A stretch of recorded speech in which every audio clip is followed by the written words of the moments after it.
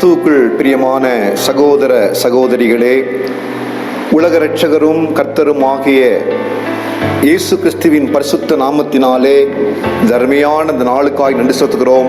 விசேஷமாக இந்த நாளிலேயும் இந்த இவாஞ்சலிக்கல் ஹெலேனா ஊழியங்கள் மூலமாக உங்களை சந்திப்பதிலே பெருமகிழ்ச்சி அடைகிறேன். உலகமெங்கும் இருக்கிற பாரம்பரிய திருச்சபைகள் இந்த லெந்து காலங்களினுடைய அதி உன்னதமான மகிமையான நாட்களாக அந்த லெந்து காலத்தினுடைய முடிவு வாரத்தை பரிசுத்த வாரம் என்று சொல்லி அழைக்கிறதை நாம் பார்க்கிறோம். பெரிய வாரம் என்று சொல்வார்கள். இந்த நாட்களிலே நாம ஆண்டவராக இயேசு மனித அவதாரம் எடுத்து வந்து இந்த பூமியில இருந்தபோது அவர் செய்த சில அற்புதங்களை, காரியங்களை, கற்றுக் கொடுத்த சில காரியங்களை நாம இந்த நாளிலே சிந்திப்பது நலம் என்று யோசித்திருக்கிறோம். இன்றைக்கு திங்கட்கிழமை, பெரிய வாரத்தினுடைய திங்கட்கிழமை. ஒருவேளை சரித்திர குறிப்பின்படி பரிசுத்த வேதாகமம் இந்த நாளை எப்படி சொல்கிறது என்று சொன்னால், ஆண்டவராகிய இயேசு கிறிஸ்து காலையிலே அவர் தன்னுடைய சீஷர்களோடு எருசலேமுக்கு திரும்பி வருகிற ஒரு காரியத்தை நாம் பார்க்கிறோம்.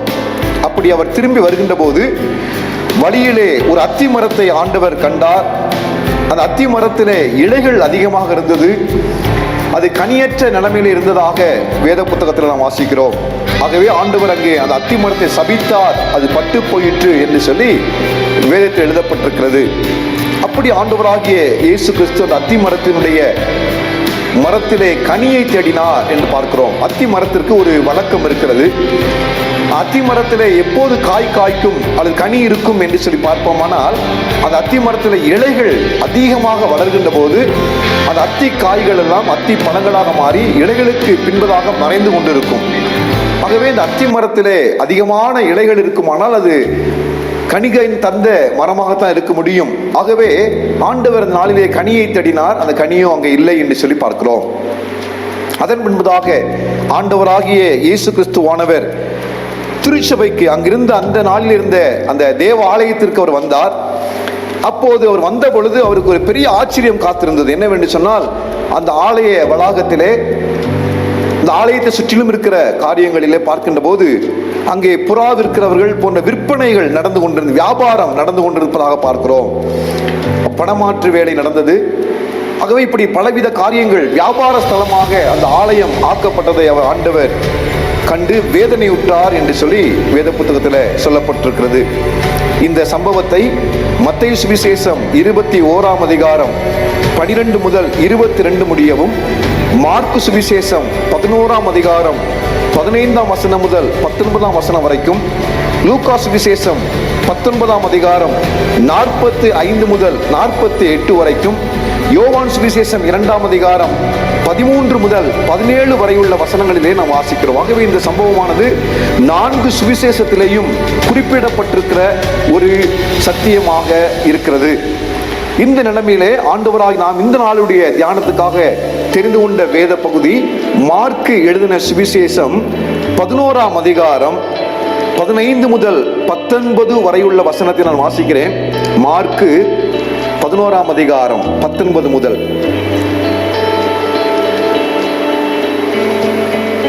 15 முதல் 19 முடிய. அவர்கள் எருசலேமுக்கு வந்தார்கள். இயேசு தேவாலயத்தில் பிரவேசித்து ஆலயத்தில் விற்கிறவர்களையும் கொள்ளுகிறவர்களையும் துரத்திவிட்டு காசுக்காரருடைய பலகைகளையும் புறா விற்கிறவர்களையும் ஆசனங்களையும் கவிழ்த்து, ஒருவனும் தேவாலயத்தின் வழியாக யாதொரு பண்டத்தையும் கொண்டு போக விடாமல், என்னுடைய வீடு எல்லா ஜனத்துக்கும் ஜெப வீடு எனப்படும் என்று எழுதியிருக்கவில்லையா? நீங்களோ அதை கல்லர் குகையாக்கினீர்கள் என்று அவர்களுக்கு சொல்லி உபதேசித்தார் என்று சொல்லி இங்கே மார்க்கு குறிப்பிடுவதை நாம் பார்க்கிறோம். மற்ற சுவிசேஷங்களை வாசித்து பார்க்கின்ற பொழுது ஆண்டவர் அங்கே கோபத்தினாலே அங்கே இருக்க கயரை சவுக்காக அதை ரெடி பண்ணி அதை தயார் செய்து அங்க இருக்கிறவர்கள் எல்லாரையும் அடித்தார் என்று சொல்லி கூட வேத புத்தகத்திலே மற்ற சுவிசேஷங்களிலே சுவிசேஷ ஆக்கியோர்கள் எழுதியிருக்கிறார்கள். எனக்கு அருமையானவர்கள், இந்த நாளிலே நாம அறிந்து கொள்ள வேண்டிய அல்லது உங்களோட கருத்துக்காக வைக்க வேண்டிய ஒரு சம்பவம் என்னென்று சொன்னால், ஆண்டவர் சொன்ன ஒரு வசனம், அந்த 19 வசனத்தில் வாசிக்கிறோம், என்னுடைய வீடு எல்லா ஜனங்களுக்கும் ஜெப வீடு எனப்படும் என்று எழுதியிருக்கிறது. ஆனால் அதை நீங்கள் கல்லர் குகையாக்கினீர்களோ என்று சொல்லி வேதனைப்படுகிற ஒரு சம்பவத்தை உங்களோடு பகிர்ந்து கொள்ள விரும்புகிறேன். எனக்கு அருமையான சகோதர சகோதரிகளே, இந்த நாம் வாழ்ந்து கொண்டிருக்கிற இந்த காலத்திலே, இக்காலத்திலே இந்த இந்தியாவில் இருக்கக்கூடிய ஏறக்குறைய எல்லா பாரம்பரிய சபைகளிலேயும் பார்த்தீங்கன்னா 80% முதல் 85% வரைக்கும் சபைகளிலே பலவிதமான குழப்பங்கள், பலவிதமான பிரச்சனைகள் இருப்பதை நாம் பார்க்கிறோம். சில சபைகளிலே ஜாதி பிரச்சனை, சில சபைகளிலே ஏற்றத்தாழ்வுகள், சில சபைகளிலே பதவிக்காக சண்டை, இப்படி பல விதங்களிலே தேவனுடைய ஆலயம் அது எப்படி மாற்றப்பட்டிருக்குது என்று சொன்னால் கல்லர் குகையாக மாற்றப்பட்டிருக்கிற ஒரு அவல நிலைமையை நாம் பார்க்கிறோம்.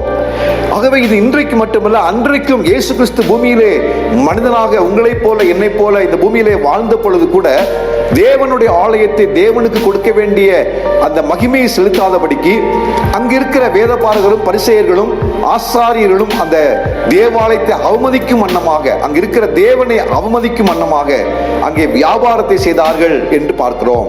எனக்கு அருமையான தேவ ஜனமே, இந்த 2022 வருடத்தினுடைய லெந்து நாட்களிலே இத்தனை வாரங்கள் கடந்து வந்து விட்டோம். இந்த லெந்து நாட்களுடைய கடைசி வாரத்துக்குள்ளாய் வந்திருக்கிறோம். ஒருவேளை இன்றைக்காவது நாம் சென்று ஆராதிக்கிற நம்முடைய திருச்சபைக்காக கண்ணீரோடு ஜெபிக்கிற வழக்கம் நம் வாழ்க்கையிலே உண்டா? இன்னைக்கு பாருங்க, சபைகள் கல்லர் குகையாக்கப்பட்டிருக்கிறது என்று பார்க்கிறோம். ஒரு புறத்துல பாத்தீங்கன்னா ஆவிக்குரிய சபைகள் என்று சொல்லக்கூடிய அநேக திருச்சபைகளிலே உலகம் சபைகளுக்குள்ளாக வந்து உலகத்தினுடைய ஆசாபாசங்கள், உலகத்தினுடைய ஆட்டப்பாட்டங்கள், உலகத்தினுடைய விரும்பத்தகாத காரியங்கள் சபைகளிலே ஆராதனை நடப்பதை நாம் பார்க்கிறோம். ஆகவே ஏறக்குறைய 80 முதல் 85 வரை உள்ள நம்ம இந்திய தேசத்தில் உள்ள திருச்சபைகளிலே, எல்லா திருச்சபைகளிலேயும் நடக்கிற ஆராதனைகள் எல்லாமே இன்றைக்கு தேவன் அருவருக்கிற ஒரு ஆராதனைகளாக நடக்கிறது என்பதை பார்க்கிறோம். ஆகவே நாம், எனக்கு அருமையானவர்கள், நம்முடைய வாழ்க்கையில நாம் செல்லுகிற திருச்சபைக்கு நாம் எந்த விதத்திலே உதவி செய்கிறவர்களாக இருக்கிறோம்? பதவிக்காக அல்லது ஏதோ நன்மைக்காக அல்லது சபையிலே குழப்பத்தை ஏற்படுத்த வேண்டும் என்பதற்காக, இன்னும் சில வேளைகளில் வேடிக்கை பார்ப்பது, இப்படி பல விதங்களிலே தேவனுடைய சபைக்கு விரோதமாய் நாம் அனைவரும் எழுப்புகிறோம். எனக்கு அருமையானவர்களே, மறந்து போகாதீங்க, எந்த ஒரு மனிதன் தேவனுடைய சபைக்கு விரோதமாய் எழும்புகிறானோ அவன் தேவனுடைய குமாரனுடைய இரத்தத்துக்கு குற்றவாளியாக இருக்கிறான் என்று வேதம் சொல்கிறது. காரணம் என்னவென்று சொன்னால், அப்போஸ்தலர் நடபடிகள் 20 அதிகாரம் 28 வசனத்தை வாசித்து பார்க்கின்ற பொழுது, ஆக்ட்ஸ் ஆஃப் அப்போஸ்தலர்ஸ் சாப்டர் 20 verse 28 சொல்கிறது, உங்களை குறித்தும் தேவன் தம்முடைய சுய இரத்தத்தினாலே சம்பாதித்து கொண்ட திருச்சபையை குறித்தும் எழுதப்பட்டிருக்கிறது. ஆகவே ஒரு திருச்சபை எப்படி அது ஆரம்பிக்கப்பட்டது என்று சொன்னால், அந்த திருச்சபையினுடைய அஸ்திபாரம், அந்த திருச்சபையினுடைய ஆரம்பம் கிறிஸ்துவினுடைய இரத்தத்தில் இருக்கிறது என்பதை பார்க்கிறோம். ஆகவே இன்னைக்கு நம்ம அநேக நேரங்களில் நம்முடைய வாழ்க்கையில் நாம் செய்யக்கூடிய ஒரு பெரிய தவறு என்று சொன்னால், இந்த சத்தியத்தை அறியாதபடிக்கு சபைக்கு விரோதமாக எழும்பக்கூடிய ஏராளமான கிறிஸ்தவர்களை நாம் பார்க்கிறோம். ஏற்கனவே சொன்னது போல பதவிக்காக, தன்னுடைய சுய லாபத்துக்காக இன்னும் எத்தனையோ காரியங்களை நாம் பார்க்கிறோம். எனக்கு அருமையானவர்கள், இப்படிப்பட்ட காரியங்களை செய்கிற நாம் எச்சரிக்கை உள்ளவர்களாக இருக்க வேண்டியது மிக மிக அவசியமானது. தேவன் ஒரு நாளும் தம்முடைய இரத்தத்துக்கு, தன்னுடைய சிலுவை பாடு மரணங்களுக்கு விரோதமாக செயல்படக்கூடிய எந்த மனிதனையும் மனுஷனையும் அவர் சும்மா விடமாட்டார் என்று மறந்து போகாதீர்கள். ஆகவே தான் எபிரேயர் நிருபத்துல 10 அதிகாரத்தை வாசித்து பார்க்கின்ற போது அங்கே வேதம் சொல்கிறது, சத்தியத்தை, எபிரேயர் 10 அதிகாரத்துல 26 முதல் வாசிக்கிறேன். சத்தியத்தை அறியும் அறிவை அடைந்த பின்பு நாம் மனப்பூர்வமாய் பாவம் செய்கிறவர்களாக இருந்தால் பாவங்களின் நிமித்தம் செலுத்தத்தக்க வேறொரு பழி இனிராமல் நியாய தீர்ப்பு வருமென்று பயத்தோடே எதிர்பார்க்குதலும் விரோதிகளை பட்சிக்கும் கோபாக்கினமே இருக்கும் என்று சொல்லிட்டு சொல்றாரு. 29 வசனத்துல மிக முக்கியமான வசனம், எபிரேயர் 10:29, தேவனுடைய குமாரனை காலின் கீழ் மிதித்து தன்னை பரிசுத்தம் செய்த உடன்படிக்கையின் இரத்தத்தை அசுத்தம் என்று எண்ணி கிருபையின் ஆவியை நிந்திக்கிறவன் எவ்வளவு கொடிதான ஆக்கினைக்கு பாத்திரனாக இருப்பான் என்பதை யோசித்து பாருங்கள் என்று சொல்லி வேதத்தில் வாசிக்கிறோம். ஆகவே ஒரு நாளும் தேவனுடைய சபைக்கு விரோதமாக, எனக்கு அருமையான சகோதர சகோதரிகளே, எழும்பாதீர்கள். தேவனுடைய சபைக்கு விரோதமாய் செயல்படாதீர்கள். தேவனுடைய சபைக்கு விரோதமாய் எழும்புகிற எந்த மனிதனும் கண்டிப்பாக நியாயத்தீர்ப்பு நாளிலே எபிரேயர் 10:29 சொல்லப்பட்ட வசனப்படி அவன் கொடிதான ஆக்கினை அடைவான் என்பது வேதம் தெளிவாய் சொல்கிறது. ஆகவே தான் இயேசு அன்றைக்கு சொன்னார், என் வீடு எல்லா ஜனத்துக்கும் அது ஜெப வீடு எனப்படும் என்று சொல்லியிருக்கிறார். இன்றைக்கு நம்முடைய வாழ்க்கையில நாம் கிறிஸ்தவர்களாக பல வருடங்கள், பல தலைமுறைகளாக கிறிஸ்தவர்களாக இருக்கிறோம். நாம் செல்லுகிற அங்கம் வைக்கிற திருச்சபைக்கு நாம் எந்த அளவு உதவி செய்கிறவர்களாக இருக்கிறோம் என்பதை சற்று யோசித்து பாருங்கள். எத்தனை ஆத்துமாக்களை நாம் இயேசுவின் சுவிசேஷம் சொல்லி அவர்களை நம்முடைய சபைக்கினராய் அழைத்து வந்திருக்கிறோம். சபையில் நடக்கக்கூடிய ஊழியங்களுக்கு நாம் எந்த அளவுக்கு முக்கியத்துவம் கொடுக்கிறோம் என்பதை சற்று நாம் யோசித்து பார்க்க வேண்டிய காலகட்டத்திலே வந்திருக்கிறோம். எனக்கு அருமையானவர்களே, முதலாவது நாம் நம்மை சீர்தூக்கி பார்ப்போம். இரண்டாவது, இன்றைய ஏற்கனவே சொன்னது போல இன்றைய திருச்சபைகள் 80 முதல் 85 வரை கள்ளர் குகைகள் ஆகியிருக்கிறது. ஒருவேளை சபையினுடைய பிஷப்புகள், அங்க இருக்கிற போதகர்கள், அங்க இருக்கிற சீனியர் பாஸ்டர்ஸ், இப்படி பாத்தீங்கன்னா தேவ பயமற்றவர்களாக வாழ்ந்து கொண்டிருக்கிறதை பார்க்க, துணிகரமான பாவங்களில் ஈடுபட்டு சபைக்கு விரோதமாக சபையின் சொத்துக்களை கள்ளத்தனமாக விற்பனை செய்து வாழக்கூடிய ஏராளமான பாரம்பரிய திருச்சபைகளுடைய பிஷப்மார் எழும்பி இருக்கிறார்கள், கமிட்டிகள் எழும்பி இருக்கிறது. சற்றும் பயமில்லாமல் மிஷனரிகள் தியாகத்தோடு தங்களுடைய அர்ப்பணித்து வாங்கி வைத்திருக்கிற எதிர்காலத்தினுடைய நன்மைக்காக வாங்கி வைக்கப்பட்ட சொத்துக்களை எல்லாம் தவறான விதத்திலே குறுக்கு வழியிலே விற்று தங்களுடைய ஆடம்பரத்துக்கு செலவழித்துக் கொண்டிருக்கிற கூட்டத்தை, பெரும் கூட்டத்தை இன்னைக்கு சபைகள் எதிர்நோக்கி கொண்டிருக்கிறது. எனக்கு அருமையான சகோதரனே, சகோதரியே, ஒருவேளை இந்த நாளிலே ஆண்டவர் இப்படிப்பட்ட காரியங்களை செய்யக்கூடிய சபைகளிலே நாம் அங்கம் வைத்து அவர்களுக்கு நாம் சப்போர்ட் பண்ணுவோமானால், ஆதரிப்போமானால், நாமும் இந்த பெரிய கொடிதான ஆக்கினைக்கு தப்ப மாட்டோம் என்பதை மறந்து போகாதீர்கள். ஒருவேளை உங்களுக்கும் எனக்கும் கர்த்தர் கொடுத்த விசுவாச வாழ்க்கையிலே ஒரு நம்பிக்கை, தைரியம் இருக்குமானால் இப்படிப்பட்ட தவறுகளை நாம் நிறுத்துவதற்கான சகல வழிமுறைகளை செய்ய வேண்டியது அவசியமா இருக்கிறது. இல்லாவிட்டால் நாம் எல்லாரும் செய்ய வேண்டிய ஒரு காரியம் என்னவென்று சொன்னால், நாம் சபைக்காக ஜெபிக்க வேண்டிய காலகட்டத்தில் இருக்கிறோம். அதிக நேரம் சபையினுடைய பரிசுத்தத்துக்காக, சபையில இப்படி கள்ளர்கள் கையில விடப்பட்டு சபைகள் சீரழித்துக் கொண்டிருக்கிற காரியத்தை நினைத்து நாம் ஆண்டு சுமத்து கண்ணீர் வடித்து ஜெபிக்க வேண்டிய காலகட்டத்தில் இருக்கிறோம். ஆகவே எனக்கு அருமையான சகோதரனே, சகோதரியே, இந்த பெரிய வார்த்தையில வந்திருக்கிற நீ உன் வாழ்க்கை சற்று யோசனை பண்ணிப்பார். உன்னுடைய நீ ஆராதனையில் பங்கெடுக்கிற, ஆராதிக்க செல்லும் உன்னுடைய தேவனுடைய ஆலயம், சபை, அது எல்லா ஜனங்களுக்கும் ஜெப வீடாக இருக்கிறதா என்பதை சற்று யோசனை பண்ணிப்பார். அப்படி ஜெப வீடாக இருப்பதற்கு உன்னால் முடிந்த உதவி நீ செய்ய வேண்டியது மிக மிக அவசியமான காரியம். உதவிகளிலேயே பெரிய உதவி என்ன தெரியுமா? ஜெபம். உலக பிரசித்தி பெற்ற தேவ மனிதனாகிய காலம் சென்ற பில்லி கிரஹாம் அவரிடத்திலே ஒரு சமயம் நிருபர்கள் கேட்டார்கள், ஐயா, இந்த உங்களுடைய ஊழியத்தில் இத்தனை ஆயிரக்கணக்கான ஜனங்கள், ஆயிரக்கணக்கான மக்கள் வருகிறார்களே, லட்சக்கணக்கான மக்கள் கிறிஸ்துவை ஏற்றுக்கொள்கிறார்களே, இந்த ஊழியத்தினுடைய ஜெயத்திற்கு, வெற்றிக்கு காரணம் என்ன என்று கேட்டார்கள். அப்போ அவர் சொன்னாராம், 3 காரணங்கள் இருக்குது என்று சொன்னாராம். முதல் காரணம் என்ன தெரியுமா? ஊழியத்தினுடைய வெற்றிக்கு காரணம் ஜெபம். இரண்டாவது காரணம் என்ன தெரியுமா? ஜெபம். மூன்றாவது என்ன? அதுவும் ஜெபம் என்று சொன்னார். ஆகவே ஜெபம் இல்லாத ஒரு திருச்சபை சபை அல்ல. ஆகவே இன்னைக்கு நாம திருச்சபைக்காக ஜெபிக்க வேண்டிய காலகட்டத்தில் இருக்கிறோம். நம்மை நடத்துகிற போதகர்கள், நம்மை நடத்தக்கூடிய கமிட்டி அங்கத்தினர்கள், சபையில் நடக்கக்கூடிய மற்ற காரியங்களுக்காக ஒவ்வொரு கிறிஸ்தவனும் தன் குடும்பத்திலே குடும்பமாக உட்கார்ந்து தெரிந்த நண்பரோடு இணைந்து வாரத்தில் 1 முறை 2 முறை கூடி ஜெபிக்க வேண்டிய காலகட்டத்தில் வாழ்ந்து கொண்டிருக்கும். காரணம் என்ன? இன்னைக்கு ஆண்டவருடைய ஜெப வீடு இன்னைக்கு கள்ளர் குகைகளாக மாற்றப்பட்டிருக்கிறது. நாம் கண்டும் காணாதவர்களாக இருப்போமானால் தண்டனைக்கு தப்புவிக்க மாட்டோம். சங்கீதம் 50 சொல்கிறது, நீ திருடனை காணும் போது அவனோடு ஒருமித்து போனாய் என்று சொல்லி ஆண்டவர் வேதனைப்படுகிற காரியத்தை பார்க்கிறோம்.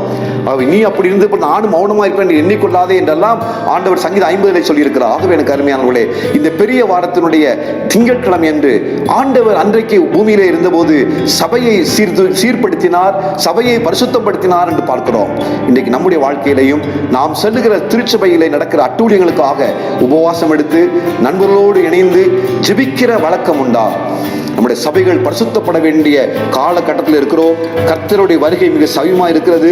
வேதம் சொல்கிறது, 1 பேதுரு 4ஆம் அதிகாரம் 16 முதல் வாசித்து பார்த்தோம்னு சொன்னால், நீதிமானே ரட்சிக்கப்படுவது அரிதானால் பாவியும் நீசம் எங்கே இருப்பான்னு சொல்லப்பட்ட வார்த்தை சொல்லப்பட்டிருக்கிறது. மட்டுமல்ல, நியாய தீர்ப்பு எங்கே ஆரம்பமாகும் தெரியுமா? தேவனுடைய வீட்டிலே ஆரம்பமாகும் காலமாக இருக்கிறது என்று சொல்லப்பட்டது. ஆகவே இந்த எச்சரிப்பின் வசனத்தை யோசனை பண்ணி பார்ப்போம்.